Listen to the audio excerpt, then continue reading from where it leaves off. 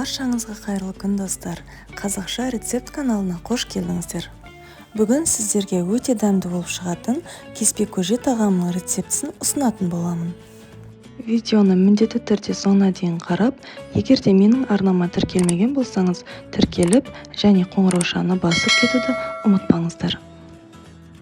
Ең алдымен көбірек көңіл бөлетін тұсы кеспесін дұрыс дайындау.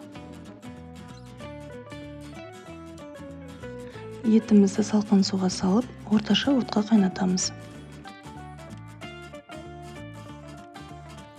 Дәміне қарай тұз қосамыз.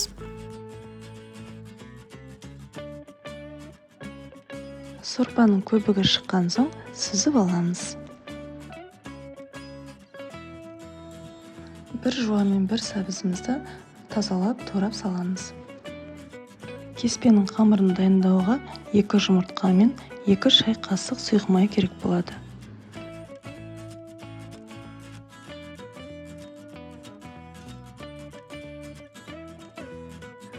Қамырды дайындау үшін ұнымызды аз-аздан сала отырып араластырамыз.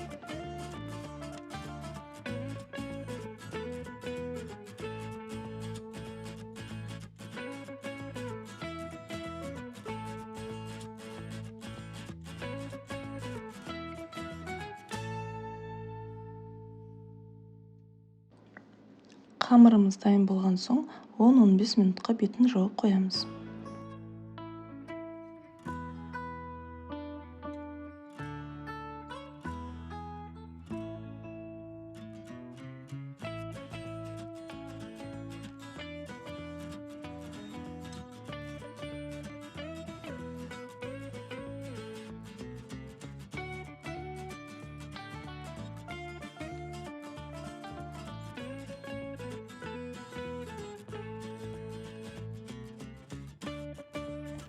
Жайылған қамырды 4 бөлікке бөліп аламыз.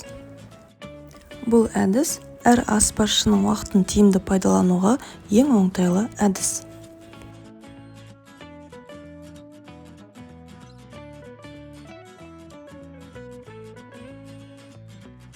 Ромбиктерді видеода көрсетілгендей орап және ортасынан бөліп, ары қарай кеспемізді тураймыз.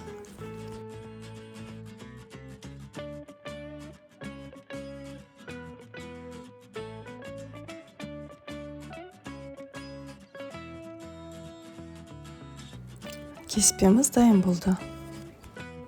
Енді сорпаға өз талғамымызға сай қалауымызша көкөністерімізді саламыз.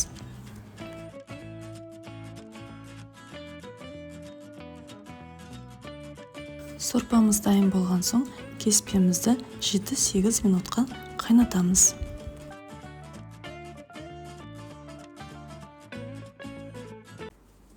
Көже дайын болған соң ас көк қосып, ыдысқа құйып, отбасы мүшелеріңізге ұсынсаңыздар, сіздер міндетті түрде алғыс алады деп сенемін.